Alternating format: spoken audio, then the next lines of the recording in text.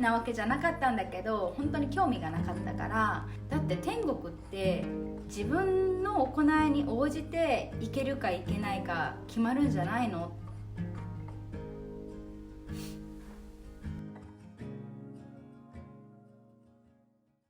こんにちは、さきです。今日はよく聞かれる質問でもある、どういう経緯でクリスチャンになったのかについて、シェアしたいなと思います。私は日本で生まれて育った日本人なんですけど、日本ってクリスチャンが 1% ぐらいしかいなくって、本当に日常で会うことってレアレアなんですね。でだからこそやっぱりなんで、日本人なのにクリスチャンになったのって、聞かれることがねよく、あったんですけど、たまにね人はやっぱり私がアメリカ人と結婚したからクリスチャンになった方がアメリカでは都合がいいというか暮らしやすいんじゃないっていうことでなったんじゃないみたいな風に思う人もいるんですけど、それについて言いたいのは、もう本当にその理由でクリスチャンになることはなってないし、もし今クリスチャンじゃなくてもその理由でクリスチャンに未来ねなるっていうことはないです。ないと思います。自分が本当に信じてないのに信じてるって言って嘘をねついて生きるのってなんかすごい、かっこ悪いなって私は思うから、アメリカではクリスチャンになった方が都合がいいからクリスチャンになったっていうことは本当にないです。それはこの冒頭でというかそう思ってる方もね多分いらっしゃるので、お伝えしたいなと思います。そうで、私はですねちょっと小さい頃からの話になっちゃうんですけど、特にクリスチャンの人と関わりながら、育っていないんですね。知ってる限り、もしかしたらいたかもしれないんだけど、私の知ってる限りクリスチャンの人と関わることなく、小学生、中学生、高校生、大学生と日本で、過ごしてきました。なのでイエス・キリストについて知ったのも、聖書について知ったのも学校の社会の授業でしたね。なんか歴史的な人物として歴史的な書物として知るみたいな。で知ったからといって別に興味もないし読みたいとかさ、もっと知りたいっていうふうにも思わなかったし、そうなんだねぐらいで、社会の授業で知って終わりみたいな感じでした。じゃあ神様はいないと思って育ってきたのかっていうと、神様はいると思って神様いると思って生きてきました。でも日本人の方なら分かると思うんですけど、日本って八百万の神っていう言葉があるように、海にも山にも川にも木にもっていうもうあらゆる場所に、神様がもう多数存在するっていう、これ神道の考え方なんですけど、そういう信仰が、私にはあって、だからその大学生の時とかベランダに出て太陽に向かって手を合わせてありがとうございますって拝んだり、なんかあらゆるところに神様が存在すると思い、生きてきてました。で多分日本人の方でもそういう信仰、で生きてる人は多いと思います。だからそういう考えなので、あらゆるところに神社があって、もうその行く神社それぞれに神様がいて、そこで手を合わせて拝むみたいな、そんな感じですね。で当時、大学生の頃すごくハマったのが引き寄せの法則ですね。多分その時ぐらいに日本では流行りだしてというか、書店にも引き寄せの法則についての本がたくさん並び出して、なんか宇宙のパワーみたいなそういうものにもすごいドハマりしましたね。本もたくさん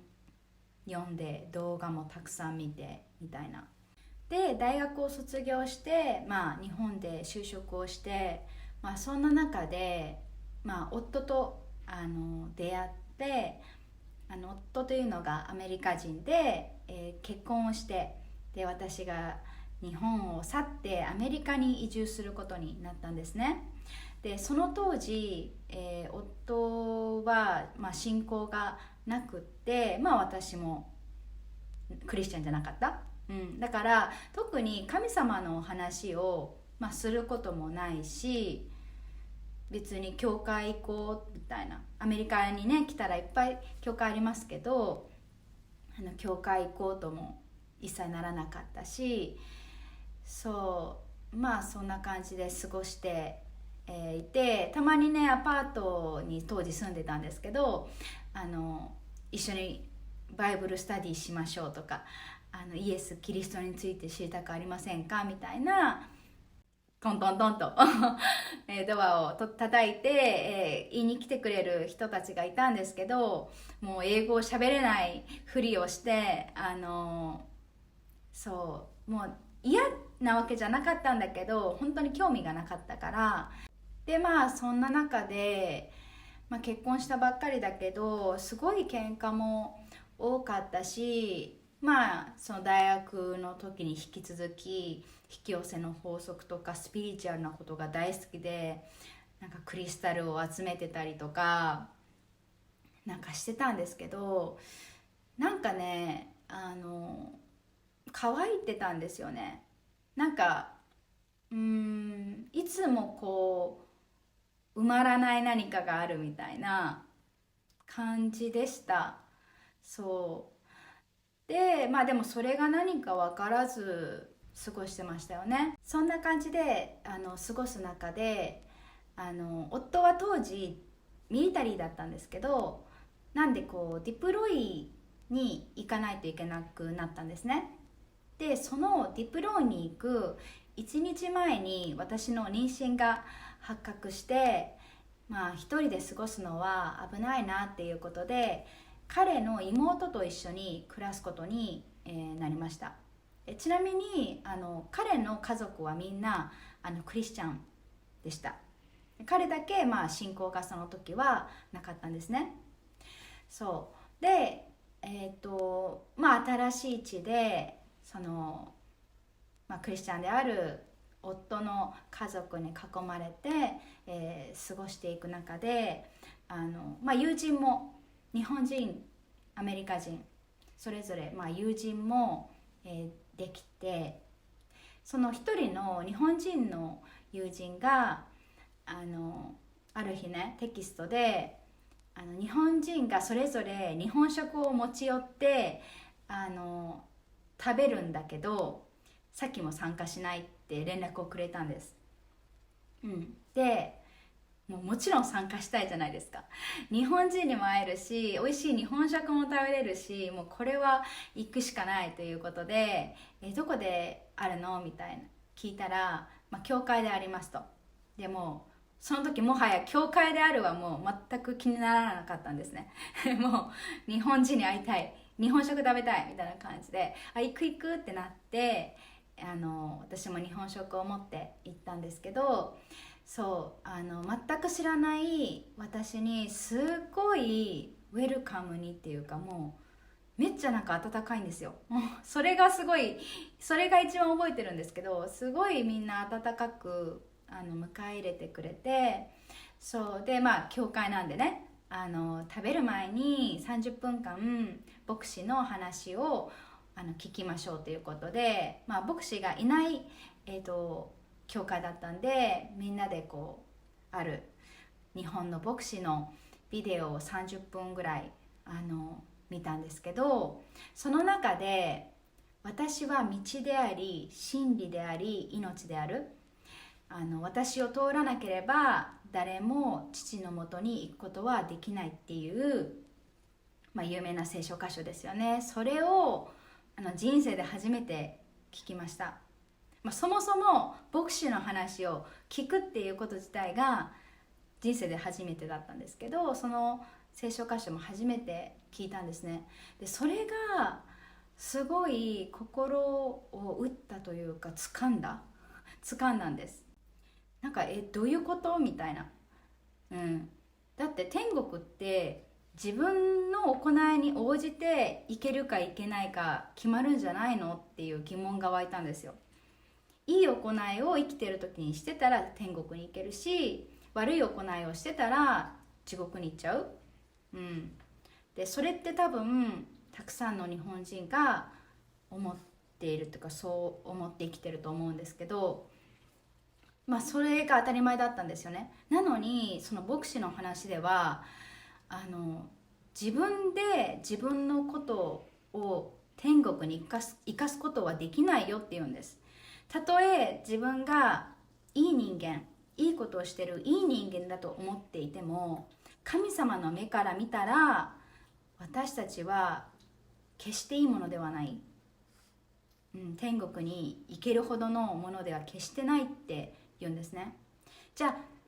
自分で自分の行いによってね、自分を救えないならどうやって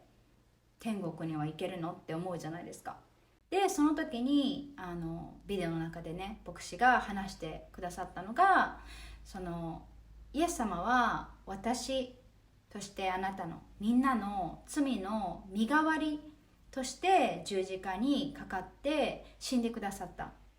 で墓に葬られて、その3日後によみがえって今も生きておられる神様であるっていうことを信じるのであれば、私たちは天国に行くことができるっていう話だったんですね。で私はすごいってなるってなるじゃないですか。だってそもそもなんか私の罪の身代わりのために誰かがっていうか神様が死んでくださったのみたいな、いろんな疑問が湧いたんですよ。でそこからお家に帰って聖書を読み出して、初めてですね読もうと思ったの。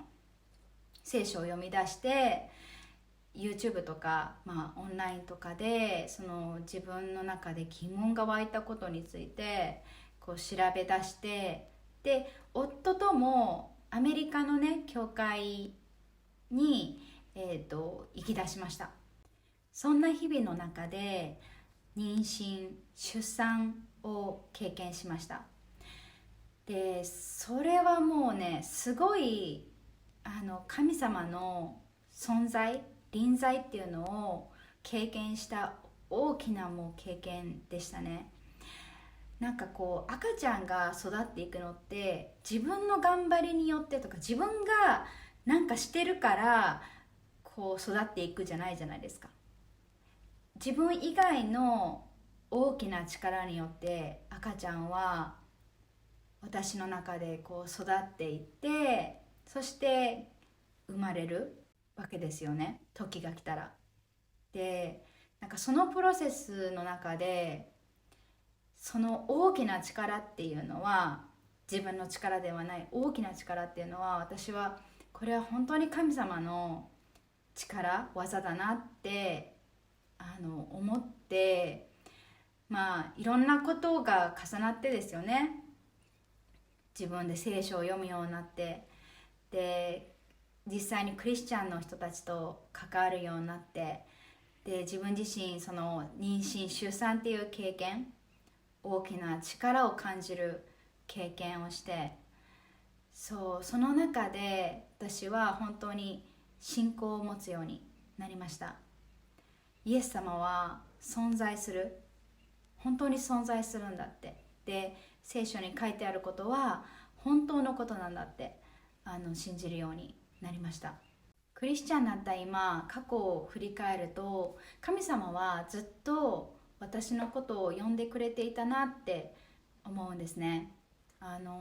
クリスチャンの友人を本当に素晴らしい友人をね与え続けてくれていたこともそうですし、そもそもこのクリスチャンが多いアメリカに、来ることになったこともそうだし、あとはやっぱり誰にとっても大きなイベントである妊娠出産っていうそのタイミングで福音をね聞くことができたこともそうですし、神様は私が神様に立ち返るため、立ち返れるように本当にあらゆる人とか環境を使って呼び続けてくれていたんだなって思うんですよね。でさらに喜びなのは、神様が私と夫両方を一緒にねひっくるめて呼んでくれたんですよ。夫も本当に私が教会に行き出したタイミングでまたね聖書を読み出したり、神様の話をね2人でこうするようになったりで、教会にね行き出したりで、こう信仰を持つようになったんです。だから本当に一緒に同じタイミングで救われたっていう感じですね。で信仰を持ってから本当に180度人生が変わったんですよ。で180度人生が変わったとか言うとね、なんか信仰を持ったら突然ミリオネアになりましたとか、人生が楽勝になりましたとかっていうその変化かと思うかもしれないんですけど、そういうのは全くなくって、でも180度私人生変わった、私自身変わったって思えるぐらいの内側の変化があったんです。心からの満たし、心からの平安、で心からのその与えたいっていう思い、人に与えたいっていう気持ち、あと本当に神様に私はマジでマジで愛されてるっていうその感覚というか、なんか言葉にするのすごい難しいんですけど、満たしがねあったんです。満たされた。だから信仰を持ってからもうトントン拍子で全てがうまくいってましたかって言われるとそんなことはなくって、実際その状況的に赤ちゃんがね生まれて、でそこで信仰を持ったわけですけど、その後も結構大変なこともあったんですよ。例えば夫が、ミリタリーをね辞めて学校に行って転職をするっていうそのフェーズがあったんですけど、その間もほら金銭的に大変じゃないですか。いくら貯金をしてたとはいえやっぱり金銭的に大変だったし、仕事もつけるかどうかわからないじゃないですか。すぐいつつけるかどうかとかわからないですよね。でそんな中コロナもあってさらになかなか仕事に就くのが大変ってなったりしてね、結構私も夫も精神的に、特に夫ですね、精神的に不安になってもイライラしても仕方がない時期だったと思うんですけど、なんかねすごく心に平安がありました。なんか大丈夫だって、神様が私たちの面倒を見てくれる、神様が私たちと共にいてくれる、この今の状況を戦ってくれるって思ったら大丈夫だったんですよね。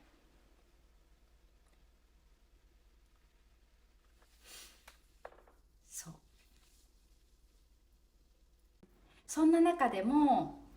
神様は必要な人だったり状況だったり、もう物もそうなんですけど、物だったり必要な全てを与えてくれたんですね。そうだから一見ね、その状況的には大変な状況なんだけれども、そんな日々の中にもいつも感謝があったし、いつも喜びがあったし、平安がありました。で、その大変なね状況っていうのは、私たちが夫婦としてね信仰を持った後すぐにあったんですよ。そう、イエス様を信じるってなった後すぐにあったんですね。で、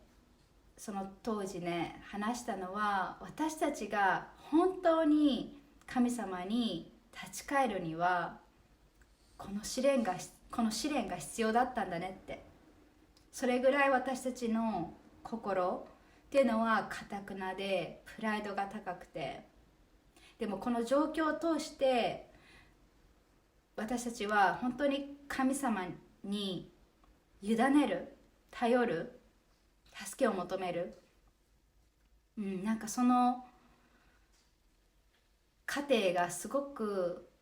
この試練を通して必要だったねっていう話をね、その試練の中では話せなかったんですけど、試練を超えた後に無事ね仕事にもつけてってなった後に夫と話しましたね。で本当に今もそう思います。で、今あるこの心からの平安だったり心からの喜びだったりっていうのは、今思えば過去にね、その自分がお金とか仕事とか目標達成とか物とかで埋めようとしてきた、またはこう得ようとしてきたけれども埋まらなかった、得られなかったものたちなんですよ。でも本当にただ神様を、イエス様をね信じたことで、私が頑張ったから褒美であげるよみたいな感じじゃなくて、ただイエス様を信じたことで神様が本当にギフトとして今そういう本当の平安、本当の愛っていうのを与えてくださってるなって感じるから、本当に感謝ですよね。はい、今日は私がどういう経緯でクリスチャンになったのか、そして神様にどう人生を大きく変えられたのかについて、シェアさせてもらいました。これをね見てくれているみんなの上に大きな神様の祝福がありますように。それではまたチャンネルでお会いしましょう。バイバイ。